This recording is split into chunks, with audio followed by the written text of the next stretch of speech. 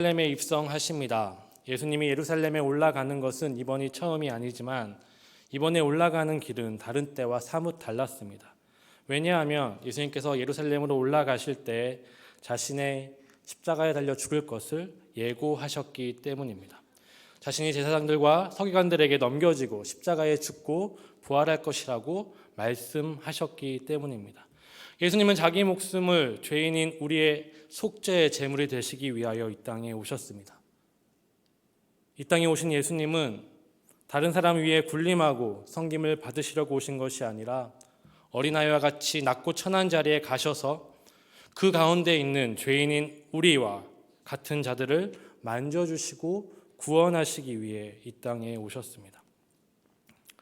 예수님의 순한 예고는 예수님께서 자신이 죽을 것이라고 예고하신 것은 이제 자신이 대속의 제물이 되는 그 고난의 자리로 가시겠다는 말씀이었고 예고였습니다. 힘으로 이 세상에 군림하여 통치하고 변화시키는 것이 아니라 낮고 천한 자리에서 사람과 섬김으로 세상을 치유하고 온전케 하시겠다는 말씀이었습니다. 이제 예수님은 예루살렘에서 대제사장들과 서기관들에게 잡히셔서 십자가에 달려 죽으실 것입니다. 그리고 그 죽으심으로 말미암아 우리의 모든 죄를 대속하시고 우리를 죄에서 구원하실 것입니다. 예수님의 십자가의 대속의 은혜로 말미암아 죄 가운데 죽어가며 고통받는 우리들은, 죄인들은 자유를 얻게 될 것이고 하나님의 자녀가 되는 권세를 얻게 될 것입니다. 예수님은 오늘 예루살렘에 입성하실 때 자신의 사역의 목적, 그 모습을 상징적인 행동을 통해 보여주고 있습니다. 예수님은 예루살렘에 들어가실 때 스가랴의 말씀을 따라 나귀 새끼를 타고 들어가고 있습니다. 나귀 새끼를 타심을 통해서 예수님의 모습을 보는 사람들에게 또 우리에게 스가랴의 말씀을 통해서 예수님의 사역을 바라보도록 하고 계시는 것입니다. 스가랴의 말씀을 통해 우리는 하나님의 뜻이 무엇이고 예수님의 사명이 무엇인지 알 수 있습니다. 왕이 나귀 새끼를 타는 장면은 스가랴 9장에 나타납니다. 스가랴 9장에선 하나님께서는 하나님을 떠나 죄를 범한 이방의 여러 나라들을 심판하시고 이스라엘을 비롯한 열방을, 모든 민족을 회복하실 것을 말씀하고 있습니다. 하나님을 떠난 나라, 이방이든 이스라엘이든 하나님을 떠난 나라는 죄인이고 그가 아무리 강하더라도 결국 하나님의 심판을 받을 것입니다. 그러나 하나님께서 심판하시는 이유는 그들을 멸하시고 없애시기 위해서가 아니라 온전케 하시고 회복케 하시고 구원하시기 위함이라고 스가랴 선지자는 이야기합니다. 하나님께서는 하나님을 대적하는 모든 죄악을 온전케 하실 것이고 회복시키실 것입니다. 죄인들을 정결케 하실 것입니다. 죄의 결과로 인한 전쟁과 갈등과 아픔을 해결하시고 치유하실 것이며 모든 말과 화를 끊고 평화를 우리에게 주실 것입니다. 하나님께서 예루살렘에 진군하실 때, 그가 보낸 왕이 예루살렘에 입성하실 때 이 모든 회복이 일어날 것입니다. 이스라엘이든 이스라엘이 아니든 모든 백성은 하나님의 백성이 될 것입니다. 스가랴 선지자는 그날의 예루살렘에 들어가는 왕의 모습을 이렇게 그리고 있습니다. 스가랴서 9장 9절을 우리 함께 읽도록 하겠습니다. 시온에 따라 크게 기뻐할지어다. 예루살렘에 따라 즐거이 부를지어다. 공의로우시며 구원을 베푸시며 겸손하여서 나귀를 타시나니 나귀의 새끼 곧 나귀의 새끼니라. 그날의 왕의 예루살렘에 들어가는 모습은 다른 왕들과는 조금 다릅니다. 스가랴 선지자는 그에 대해서 공의로우신 구원을 베푸시고 겸손하신 분이라고 말씀하십니다. 그 왕은 공의로우신 분이라고 말씀합니다. 이 공의는 어떤 잣대로 잘잘못을 가린다는 의미가 아닙니다. 이 공의는 어떤 사람이든 외모로서 판단하지 않는다는 겁니다. 즉 어떤 민족이라도 어떤 나라에서 태어났더라도 어떤 혈통이라 하더라도 돈이 많든지 적든지 어떤 직업을 가지고 있든지 어떤 자리에 있든지 그것이 중요한 것이 아니라 그 존재로서 하나님의 백성이라는, 하나님의 피조물이라는, 특별한 창조물이라는 그 모습 그대로 모든 사람들을 동등하게 대하신다는 말입니다. 나의 기준을 가지고, 어떤 세상적인 기준을 가지고 잘못을 가린다는 것이 아니라, 하나님이 어떤 기준을 딱 세워놓으시고 이 기준 위로 올라가면 의인이고 이 기준 밑으로 내려가면 심판하시겠다는 것이 아니라, 모든 민족을, 모든 사람을 피부색과 상관없이, 혈통과 상관없이, 그 집의 재산과 상관없이, 직업과 상관없이 동등하게 대하신다는 것이죠. 하나님께서는 모든 사람을 동등하게 사랑하십니다. 모든 사람을 그 존재 그대로 인정하시고 대하십니다. 하나님 그 공의로 사람을 이 세상의 악을 심판하실 것이고 의인들을 구원하실 것입니다. 하나님은 공의를 통해서 모든 세상의 전쟁과 갈등과 아픔을 끝내실 것입니다.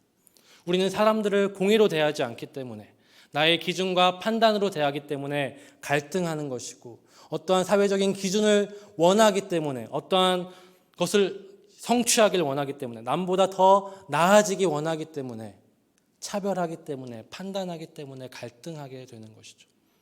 하나님은 그렇게 우리를 대하시지 않고, 또 하나님의 사랑을 받은 우리가 그렇게 대하지 않음을 통해서 모든 전쟁을 끝내실 것이고 하나님께서 평화를 주실 것입니다. 이 땅의 죄를 심판하시고 죄의 문제를 모두 해결하시고 죄로 말미암은 모든 갈등과 아픔들을 해결하시고 끝내시고 평화를 주실 것이라고 스가랴 선지자는 이야기하고 있습니다. 또한 그의 모습에 대해서 그는 겸손하신 분이라고 스가랴 선지자는 이야기합니다. 그는 나귀 새끼를 타십니다. 왕이 입성할 때, 그의 성에 들어갈 때 말을 타고 병거를 탐을 통해서 그의 권위와 권력을 보여주는 것이 일반적인 왕의 모습입니다. 그러나 이 왕은 어린아이들과 여자들이 타는 나귀를 탄다고 스가랴 선지자는 이야기합니다. 어린아이와 같이, 여자들과 같이, 과부와 고아들과 같이 낮은 자리에 가서 그 낮은 자의 삶을 이해하고 그들을 섬김을 통해서 회복과 구원과 평화를 이루실 것이라는 의미입니다. 이 왕은 힘과 권력으로 다른 사람들을 강제로 굴복시키면서 구원을 이루지 않으실 겁니다. 평화를 이루지 않을 것입니다. 죄로 인해 어그러진 세상을 하나님이 주시는 사랑과 섬김을 통해서 온전케 하고 화평을 주실 것입니다. 하나님께서 보내신 이 왕은 세상과 다른 방법으로 낮은 자리에서 섬김을 통하여 진정한 평화를 이루실 것입니다. 그는 왕이지만 세상이 생각하는 왕이 아니라 하나님께서 보내주신 하나님의 방법으로 통치할 왕입니다. 예수님은 자신의 순한 예고와 스가랴의 이 상징적인 행동, 즉 나귀 새끼를 타고 예루살렘에 입성하심을 통하여서 자신의 사역의 목적과 방향성을 사람들에게 또한 우리에게 보여주고 계십니다. 예수님께서는 그러하기에 예루살렘에 올라가시면서 제자들에게 자신이 죽어야 함을 말씀하셨습니다. 그런데 제자들의 반응은 조금 이상했습니다. 예수님께서 나는 죽을 거야, 나는 예루살렘에 올라가면 죽어야 돼 라고 말씀하셨는데 제자들은 이렇게 반응하죠. 야고보와 요한은 예수님이 예루살렘에 들어가신다면, 영광을 받으신다면 한 명은 좌편에, 한 명은 우편에 앉게 해주십시오 라고 요청합니다. 예수님께서 죽음을 이야기하시는데 야고보와 요한은 높은 자리에 앉게 해달라고 요청하는 겁니다. 이 반응은 우리가 생각하기에 조금 이해하기 힘든 생뚱맞은 반응입니다. 왜 제자들은 이런 말을 했을까요? 제자들은 예수님을 메시아로 믿었기 때문입니다. 아니, 더 자세히는 예수님을 자신들이 원하는 메시아, 자신들이 원하는 구원자로 믿었기 때문입니다. 제자들은 예수님을 자신들이 기다려온 구원자로 믿고 따랐습니다. 제자들의 인식과 믿음은 베드로의 고백에서 나타납니다. 베드로는 예수님을 향해서 주는 그리스도시요 살아계신 하나님의 아들이십니다라고 고백했습니다. 그렇죠. 베드로는 정말 그것을 믿었습니다. 그것을 믿었기 때문에 자신의 생업들도 포기하고 3년 동안 예수님을 따라다녔습니다. 그가 하나님이 보내신 메시아이고 하나님께서 약속하신 이스라엘의 회복을 믿었기 때문에 그렇게 제자들은 예수님을 따른 것입니다. 그런데 그들이 원하는 회복은 하나님이 원하시는 것, 예수님의 길과는 조금 달랐던 것 같습니다. 그들이 생각한 회복은 다윗이 완성했던 그 영광스러운 나라가 회복되는 것, 정치적이고 민족적인 이스라엘이라는 나라가 세워지는 것, 지금은 로마의 통치를 받지만 저 로마가 무너지고 메시아가 오신다면 저 로마가 무너지고 이스라엘이 다시 강해져서 로마처럼 이스라엘이 온 세계를 다스릴 것을 그들은 믿었습니다. 하나님의 혈통적인 아브라함의 자손인 자신들이 잘됨을 통해서 하나님의 영광이 드러날 것이라고 믿었습니다. 그들의 메시아, 제자들의 메시아는, 유대인들의 메시아는 지극히 개인적이고 이기적이고 민족적인 메시아였습니다.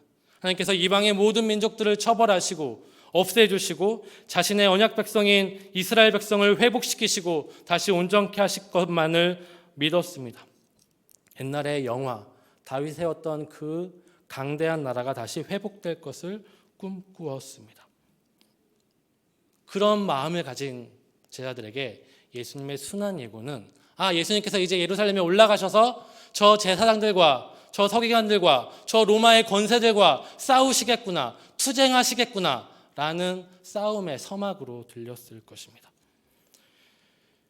예수님께서 처음 순환 예고를 하셨을 때 주는 그리스도시요 살아계신 하나님의 아들이시라고 고백했던 베드로는 예수님께 항변한다고 성경은 이야기합니다. 여기 항변하다라는 성경 헬라어 단어는 에피티마오라는 동사입니다. 이거는 예수님께서 바다를 향해서 귀신들을 향해서 꾸짖을 때 사용된 단어입니다. 한글 성경은 조금 유화된 말로 항변하다, 항의하다로 번역했지만 좀 더 직설적으로 말하면 베드로는 예수님을 꾸짖은 겁니다. 예수님이 순환 예고를 하실 때 나는 이제 예루살렘에 올라가서 죽을 거야 라고 말씀하셨을 때 베드로는 예수님을 꾸짖었습니다. 왜 꾸짖었냐? 예수님 약한 소리 하지 마십시오. 내가 예수님을 얼마나 따라왔는데 올라가서 이길 생각을 하셔야지 왜 질 생각, 죽을 생각을 하십니까? 라고 예수님을 책망한 것이라는 거죠. 베드로가 보기에 예수님은 성공이 아닌 실패에 대한 약한 소리를 하는 것처럼 보였다는 것입니다. 그리고 이제 예루살렘에 올라가려고 할 때 다시 순환 예고를 하실 때 제자들은 이제 때가 되었다라고 생각했을 것입니다. 이제 예루살렘에 올라가실 것이고 이제 하나님이 약속하신 그 나라가 시작되겠구나라고 생각했을 것이죠. 그래서 야고보와 요한은 예수님 이제 저에게 높은 자리, 이 옆에 있는 10 제자보다 우리 형제에게 더 높은 자리를 주십시오라고 이야기합니다. 그러면서 나는 어떠한 헌신도 하겠습니다. 어떠한 희생도 하겠습니다라고 예수님께 자신 있게 이야기합니다. 거짓말이 아니에요. 그들은 높은 자리에 앉기 위해 죽을 수도 있었어요. 예수님 말씀하시죠. 내가 가야 할 길, 내가 마셔야 할 잔이 무엇인지 너희는 모른다라고 말씀하십니다. 그리고 예루살렘에 이제 올라가실 때 성경 기자는 큰 무리가 예수님을 따르기 시작했다고 말합니다. 지금은 유월절 기간이죠. 많은 사람들이 각지에서 예루살렘으로 올라가고 있었을 것입니다. 목표는 예루살렘입니다. 제사하러 가야 되죠. 근데 마태복음 기자의 마태는 무리들이 예루살렘이 아니라 예수님을 따르기 시작했다라고 말합니다. 아마도 그들도 그런 기대를 했었던 것 같아요. 예수님의 순환 예고를 통해서 이제 예수님께서 무언가를 하러 예루살렘으로 올라가고 계시겠구나라고 생각했을 것입니다. 사람들은 예수님께 집중하기 시작합니다. 그리고 예수님께서 나귀 새끼를 타고 예루살렘에 올라가는 것을 보게 됩니다. 어떤 마음이 들었을까요? 이제 기다리던 메시아가 올라가는구나. 이제 무언가 일이 일어나겠구나. 사람들은 예수님의 모습에 열광합니다. 예루살렘에 입성하신 예수님을 환영하고 자신의 겉옷을 길에 깔고 나뭇가지를 깔면서 예수님을 맞이합니다. 사람들은 메시아, 다윗의 자손인 예수께 자신들을 구원해달라고 소리칩니다. 하나님의 이름으로 오시는 분이여 우리를 구원하여 주옵소서라고 간청합니다. 사람들은 사가랴의 말씀을 알았기 때문이죠.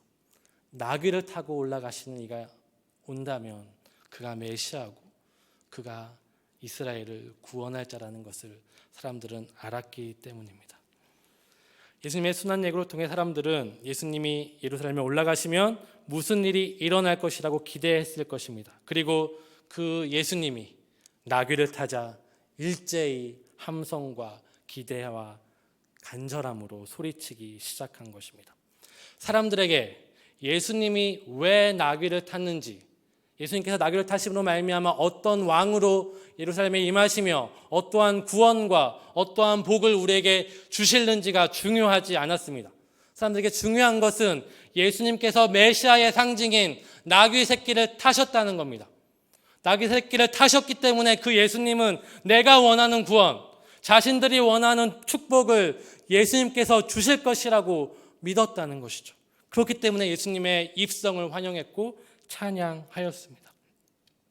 이제 예수님께서 예루살렘에 올라가셔서 우리를 핍박하는 저 로마와 저 악한 권세자들을 물리치고 다윗과 같은 왕이 되셔서 이스라엘을 온전히 세우셔서 이 이스라엘을 통하여서 열방을 다스리게 할 것을 그들은 기대했던 것입니다. 사람들은 나뭇가지를 꺾어서 길에 깔았습니다. 자신들의 겉옷을 벗어서 레드카펫처럼 왕이 먼지를 밟지 않도록 길에 깔았습니다. 예수님께서는 겸손하기 위해서 나귀를 타셨지만 사람들은 세상의 왕이 오는 것처럼, 세상의 왕을 높이는 것처럼 예수님을 높였습니다. 그들에게 겉옷은 중요한 옷이었습니다.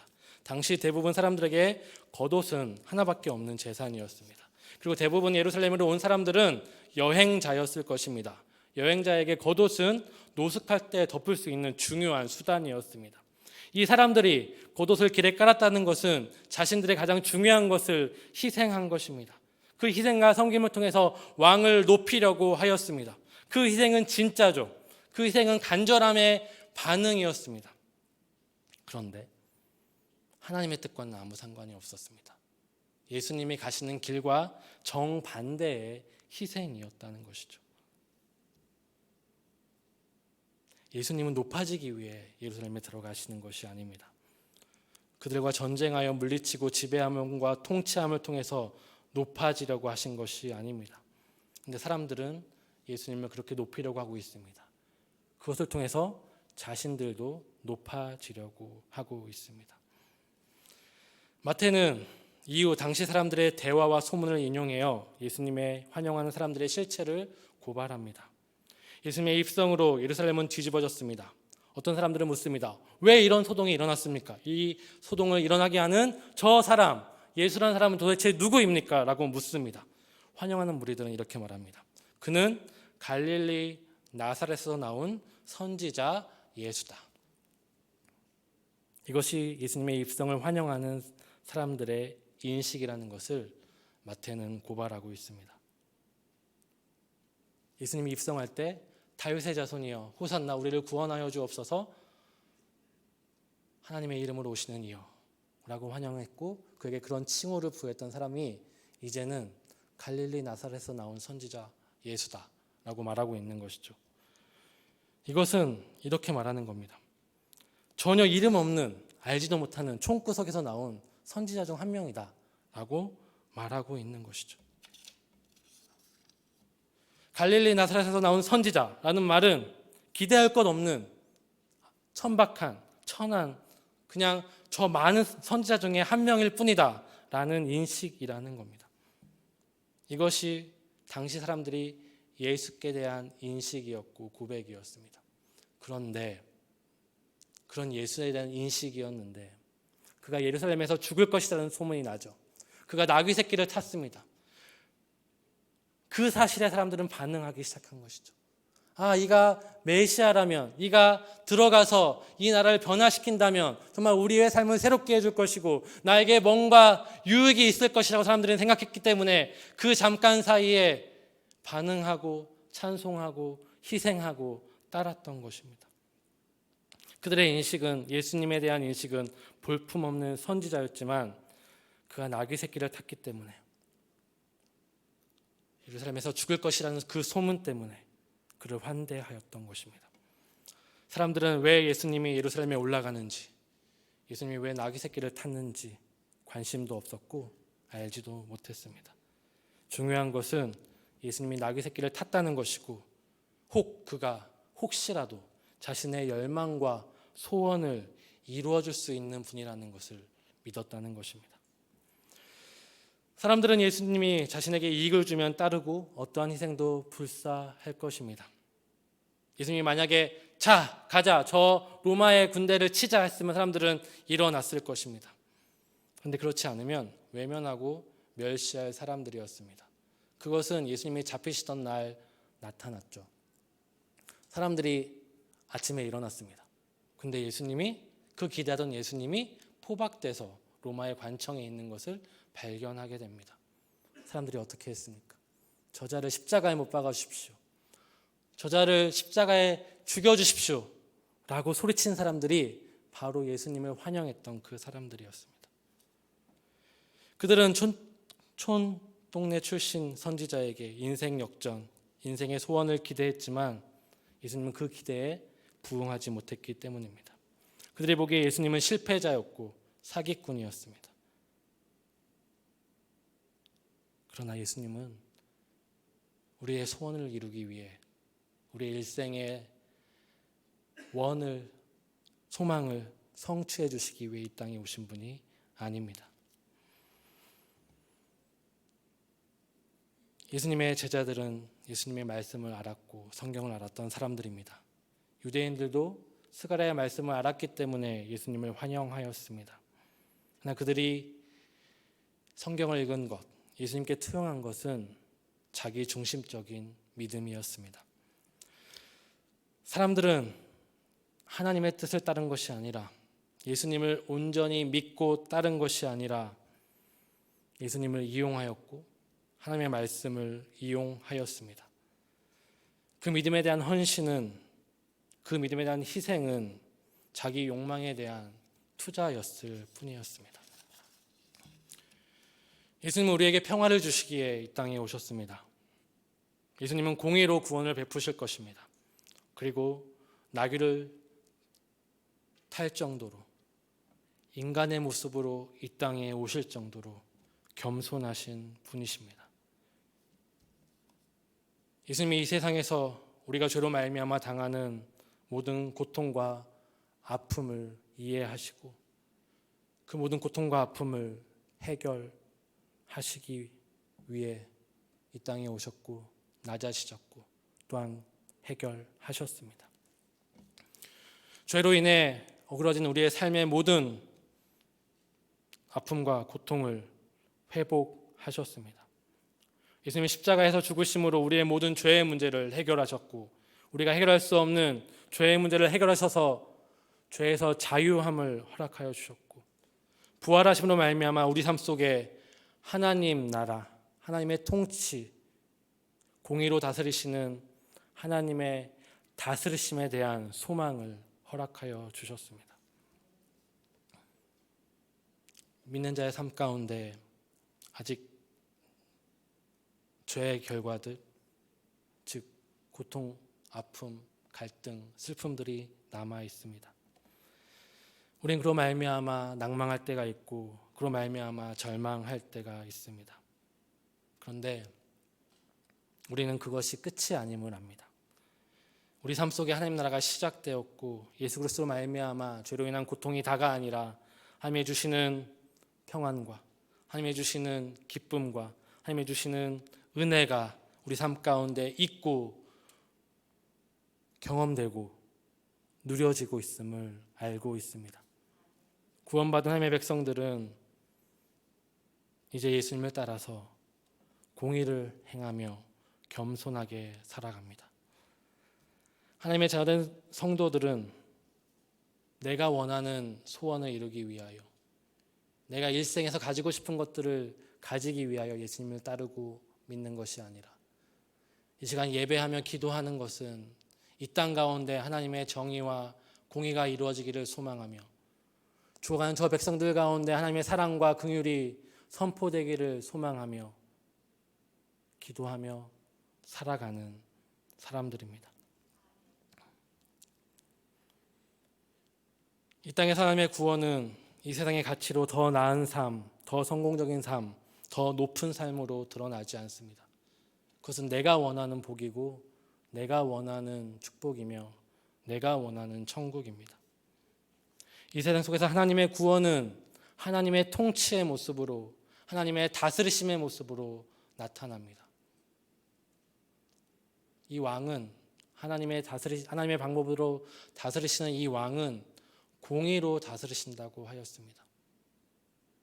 하나님의 구원은 이 땅 가운데 세상적인 가치와 기준이 아니라 하나님의 눈으로, 하나님의 마음으로 서로를 대하며 서로를 사랑하며 서로를 섬김을 통해서 나타날 것입니다.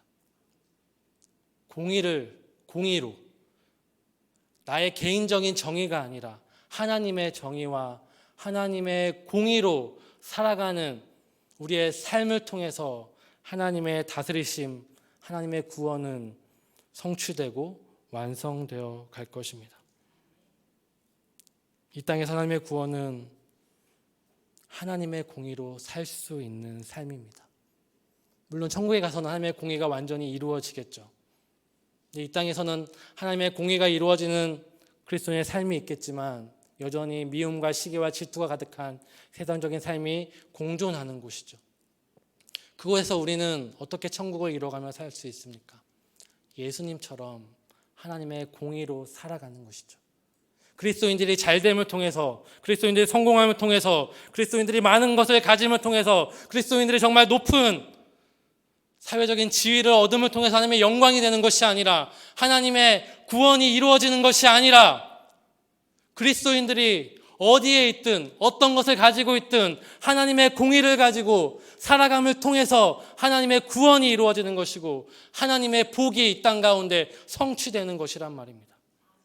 우리는 우리가 원하는 구원을 하나님께 구하는 것이 아니라 이 땅 가운데 하나님의 정의가, 하나님의 공의가 이루어지게 하여 주옵소서. 저 소외되고 아파하는 저 사람들에게 하나님의 온전하신 사랑들이 선포되게 하여 주시옵소서라고 기도하며, 또한 그렇게 삶을 통해서 우리의 삶이 하나님 나라가 되는 것이고 그들 가운데, 죽어가는 그들 가운데 하나님의 복음이 선포되는 것이라는 겁니다. 또한 하나님의 나라는, 하나님의 구원은 겸손함을 통해서 나타납니다.